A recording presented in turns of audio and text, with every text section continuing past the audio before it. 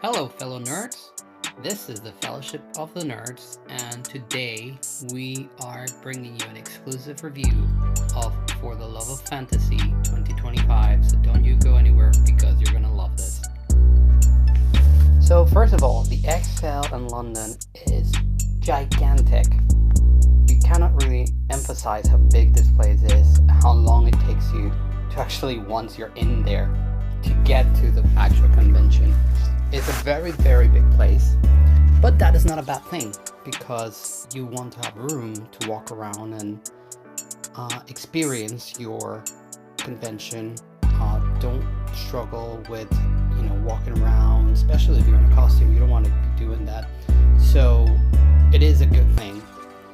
Also, being inside the XL meant that there were a lot of options for food and drinks. This is a problem usually in conventions in the UK and in Europe in general, but this had its own private food court that was very, very big, much longer than what you're seeing here now in the video. And eventually we did get to our destination halfway through inside the XL. You do get to it and oops, wrong convention. Anyways, moving on, we finally made it to our destination, which was For the Love of Fantasy 2025. Now, we were very, very, very much looking forward to this. I have to admit that I wasn't expecting this to be such a laid-back convention. It had props, it had guests, lots of guests. I'll get to that in a second. It had so many activities, so many stands, but it was very laid back. At no point you feel that you were stressed from all the things that you had to do. Everything was very, very nicely located. Props were in one place, your stands were in another place. All the booths for guest signings were at one place. The photo booths were all the way at the end, and they were just for photographs, and a very easy way of collecting. And it was amazing to see all these people. So many people in costumes, and such a really, really great costumes. Look at this Daredevil, for example, who we met when he was queuing to get an autograph from Charlie Cox. Look at this Nat, Witch King of Agmar. And the stands were amazing as well. All the shops that we found were really nice. They all had something to offer. It really didn't matter if you were just after, say, proper full-on merchandise, official merchandise. You were just looking for, say, comics. You just want a random comic, not necessarily a Marvel comic, just a comic by a local author. You would find it there. Props, handmade gifts. It was really, really amazing. And of course, you were able to find, if you wanted, properly licensed stuff. Actually, in that store, the Fellowship acquire Gandalf's lovely stuff from The Hobbit. We had another stand there with a bunch of merchandise, places to eat as well within the stores. But also, you had lovely spaces where you had tables where you can eat, or if you wanted just space to literally sit down on the ground and just hang or eat or just try and relax, you have that. Inside of the venue itself, there were options to eat, which you can see there in the background. There were plenty, and you did have options, and I have to admit that the food was great. However, I also have to admit that, especially on Saturday, the queues as you're seeing got to be a bit ridiculous. You were better off walking out of the convention, having food outside, and then walking back in. It would probably taking you less time than just standing about waiting for food. But in any case, like I said, there were so many stores, and as you can see, the stores were next to the place to eat. So there are certain sort of logic to it, and it was really, really something great. There were stores that were specialized on autographs that we'll probably see. And the funny thing about these stores is that they are stores that have gone to conventions, have gone to events, have gone to all these places, and they just grab people's autographs. And it becomes a bit of a letdown for a fan if you just get an autograph but you're not meeting the person that you want to get the autograph from.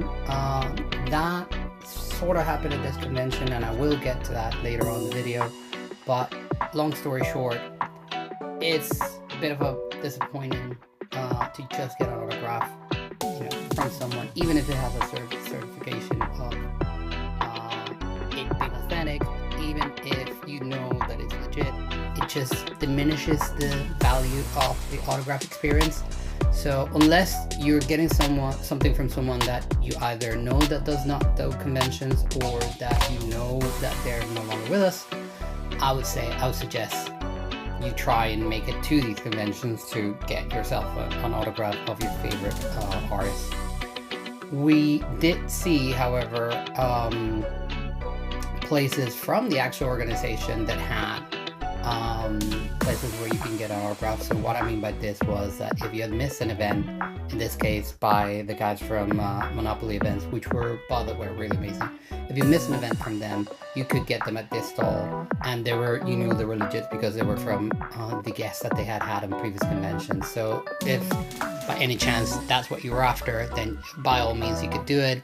We met this amazing folk that was dressed up as Gandalf. There were so many people dressed up as Gandalf, obviously because part of the reason for this convention was a massive Lord of the Rings reunion. So of course we were going to find them.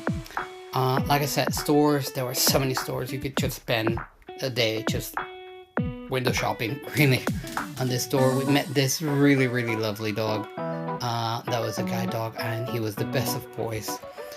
There are very, very talented artists there that did amazing drawings and all sorts of other things. And then we got to the tables where all the guests were.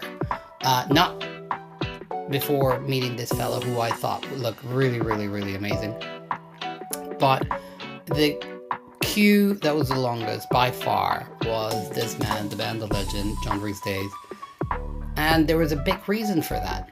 While other queues from people who were just as chatty and friendly, like Andy Serkis were, John Rhys-Davies was the absolute legend. He would take any and all time in the world to speak to fans, and it didn't matter how long it took him.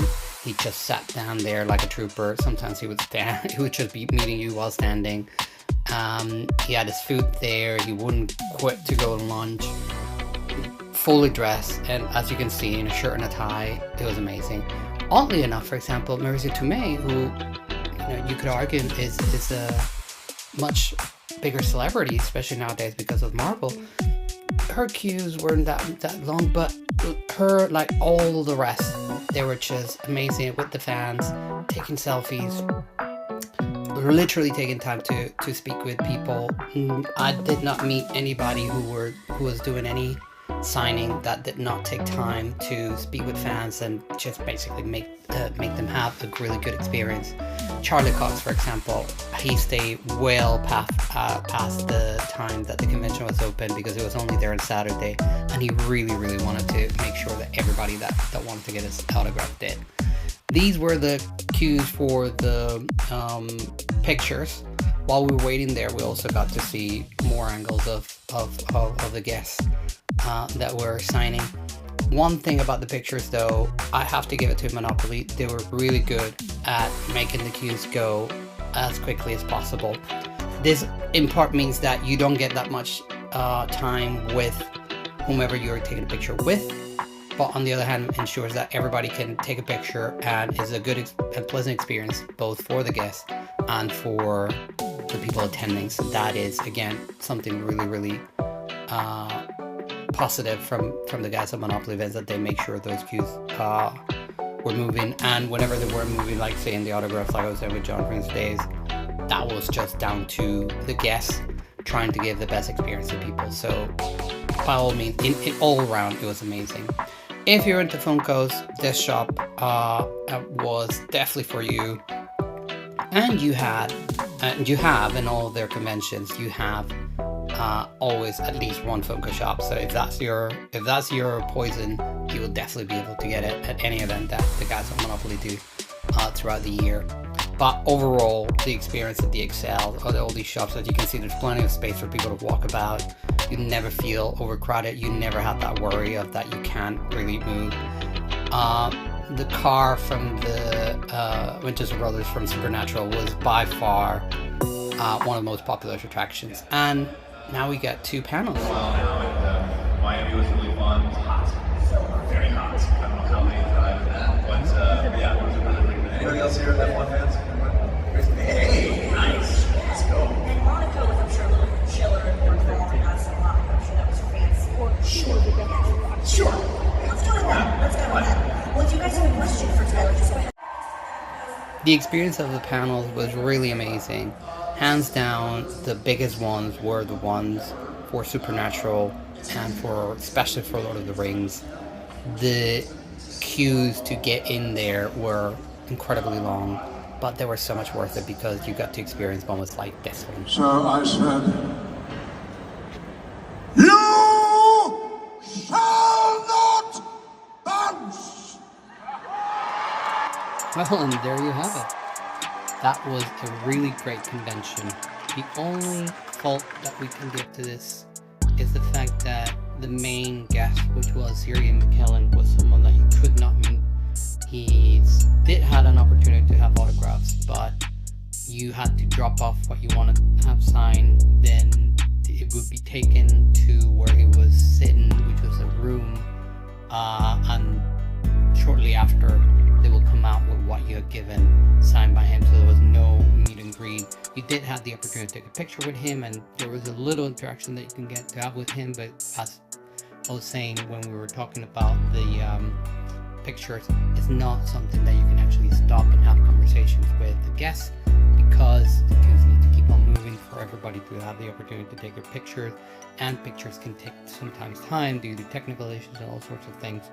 So that was the only downside. But then again, Sir Ian McKellen has a certain age. You have to appreciate the fact that he might not feel like he can sit there and chat to people all through the day, and that's absolutely fine. And this is the first convention that he has done, as far as I'm aware, and just for that, it was a wonderful opportunity to get to see him, to get to take a picture with him, and to enjoy the panel that he did with all the rest of the cast, where he dropped the amazing news that he will not only be returning for the Hunt for Gollum, but also Elijah Wood, Frodo, will be returning as well, which I think is an amazing thing that we got to see there on stage. There you have it, folks. That was For the Love of Fantasy 2025. I hope that you will come and join this magnificent event in its 2026 edition, because I'm sure it will be amazing. Until then, live long and prosper. May the force be with you. May the odds be ever in your favor, and just have an amazing